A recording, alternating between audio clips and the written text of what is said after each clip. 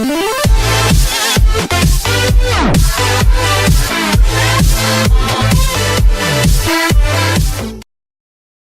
Redskins' recent history, clashes with Seahawks have come with high stakes. What long snapper Nick Sundberg remembers most about the Washington Redskins' 2012 wild card game against the Seattle Seahawks was the gusting wind, the patchy field, and how well the Redskins started, cheered by fans at FedEx Field. And then, how dramatically fortunes shifted once rookie quarterback Robert Griffin III couldn't continue on a badly injured knee. Catastrophe happened with the injury, Sundberg recalled this week. The image is still vivid in his mind of Seattle's rookie quarterback Russell Wilson making one crazy play with his legs after another as the Redskins' lead slipped away. When the teams meet Sunday, with the 5-2 Seahawks hosting the 3-4 Redskins at CenturyLink Field, it will be the 20th installment of a series that has been marked by high-stakes games. Though the Redskins hold an 11-5 regular season advantage, the Seahawks have won all three of their postseason games, in the 2005, 2007 and 2012 seasons, playing better when it matters most. Though it's only Week 9, Sunday's game is yet another high-stakes affair for the Redskins, who are on the brink of playing their way out of the 2017 postseason with each defeat, having lost their last two and still winless in the NFC East as they embark on a three-game stretch against division leaders Seattle, Minnesota, and New Orleans. Everybody's a little disappointed, Redskins coach Jay Gruden acknowledged this week. It's a long, long season with a lot of games left. There's a lot of good things we can still accomplish. But launching a turnaround at Seattle is a tall order, given the ranks of ailing Redskins.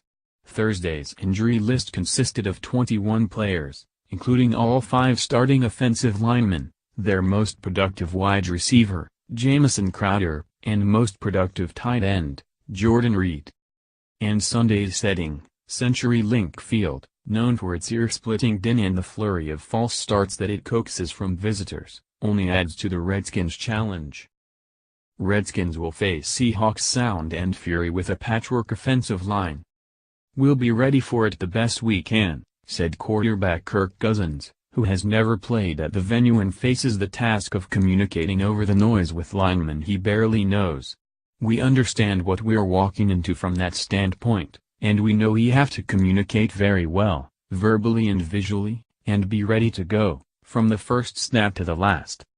CenturyLink was the scene of the first of Seattle's 3 playoff victories over the Redskins, a 2010 triumph in the divisional round of the playoffs, on January 14, 2006.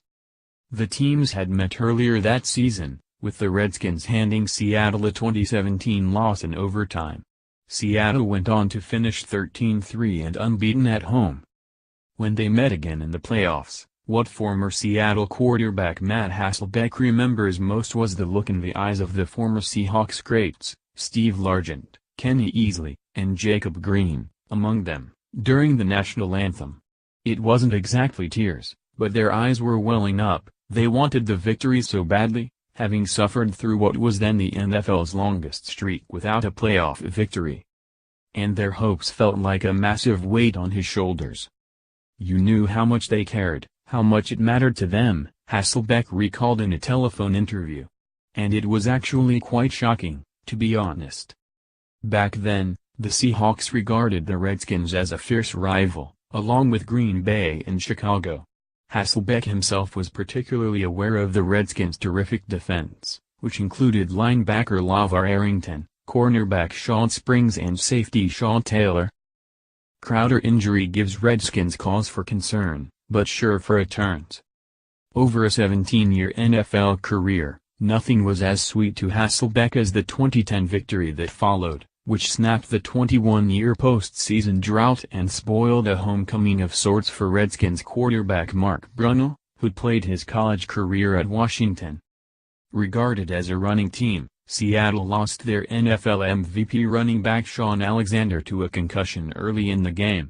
Hasselbeck went on to pass for 1 touchdown and run for another, outpacing Springs for the rushing score, to carry his team to the NFC title game. He considers that rushing touchdown the signature play of his career.